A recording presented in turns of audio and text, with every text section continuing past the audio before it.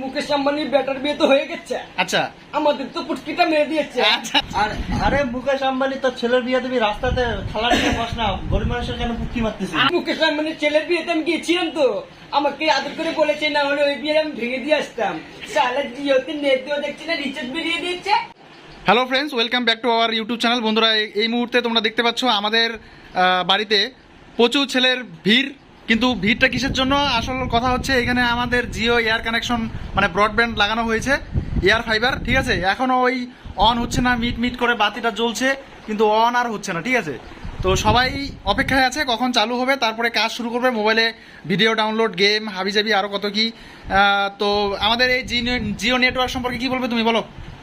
আমি তো একটা কথাই বলতে চাই, এই জিও ওইদিকে আমার মনে হচ্ছে ভেঙে গুড়িয়ে ফেলে দেয়।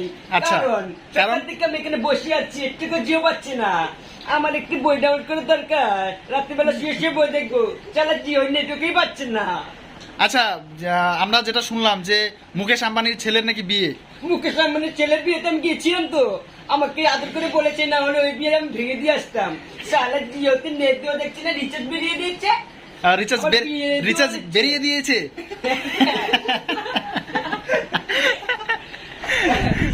আচ্ছা, রিচার্জ বেরিয়ে দিয়েছে, তো তাহলে কি করা উচিত আমাদের এখন এই মুহূর্তে, বলো। মুকেশ আম্বানির বেটার বিয়ে তো হয়ে গেছে। আচ্ছা, আমাদের তো পুটকিটা মেরে দিয়েছে। আচ্ছা আচ্ছা, এক মাস রিচার্জ করেছি 350 টাকা দিয়ে, 5G নেটওয়ার্ক। টিভিও পায় না। আমার যে পুটকিও মারছে, আবার ছালও মারছে, বালও মারছে। এইদিকে দেখো নেটওয়ার্ক কানেকশন আমাদের কত এমবি করে পাচ্ছে, একটু দেখাও তো দেখি। আমাদের বাড়িতে সার্ভার ডাউন কি দেখি।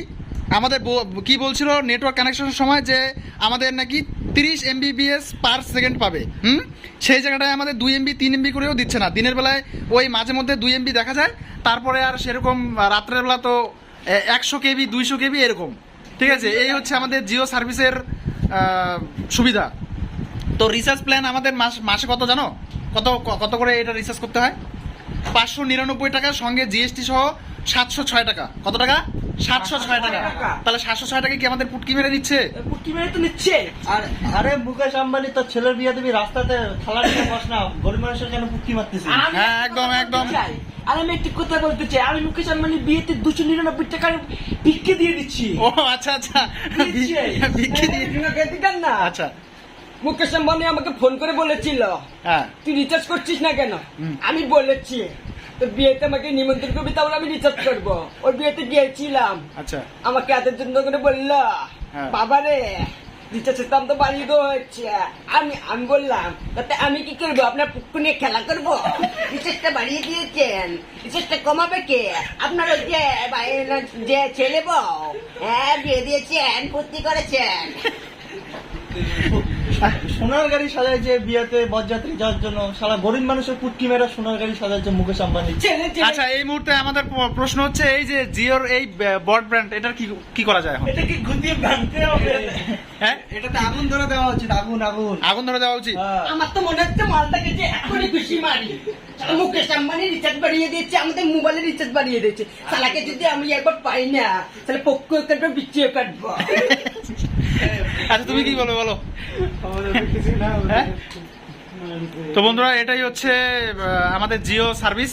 দেখতে পাচ্ছ জিও ব্রডব্যান্ড এখানে নিয়ে আসা হয়েছে। কিছুদিন আগে আমি একটা ভিডিও আপলোড করেছিলাম এই জিও সম্পর্কে।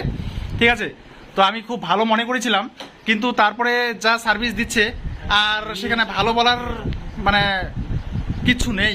ঠিক আছে, তো যার জন্য এখানে আমাদের আজকে সকলে সমবেত হয়ে আজকে একটা মানে ভিডিও তৈরি করলাম। তো যদি কোথাও মিস্টেক হয়ে থাকে বা খারাপ হয়ে থাকে, তো অবশ্যই আমরা এক্সট্রিমলি ভেরি সরি, কিন্তু আশা করি আমরা খারাপ বলিনি। কারণ সার্ভিস যদি এরকমটা হয়, আমরা টাকা পয়সা দিয়ে বাড়িতে ব্রডব্যান্ড নিয়ে এলাম, 706 টাকা করে প্রত্যেক মাসে রিচার্জ, আর তার মধ্যে 100 KB করেও পাচ্ছে না। ওই স্পিডটা দেখাও না একটু। কোম্পানিতে কল করলে কোম্পানি কলও তুলছে। ও হ্যাঁ, কোম্পানিতে কল করছি, কোম্পানি কলও রিসিভ করছে না। তার মানে এতটা খারাপ সার্ভিস দিচ্ছে আমাদের। তো চলো, তোমাদের কি রায় এই বিষয়ে অবশ্যই কমেন্ট বক্সে কমেন্ট করে জানাতে ভুলবে না। আর তুমি কি বলবে আর একটু বলো। আমি আর কি বলবো, মুকেশ আম্বানি তো আমার মাথার চন্ডিটা গরম করে ফেলেছে। ছেলেকে সোনার জ্যাকেট পরিয়ে বিয়ে করতে নিয়ে যায়, আবার 4 চাকাতে একটি সোনার তাজমহলের মতো বানিয়ে দিয়েছে।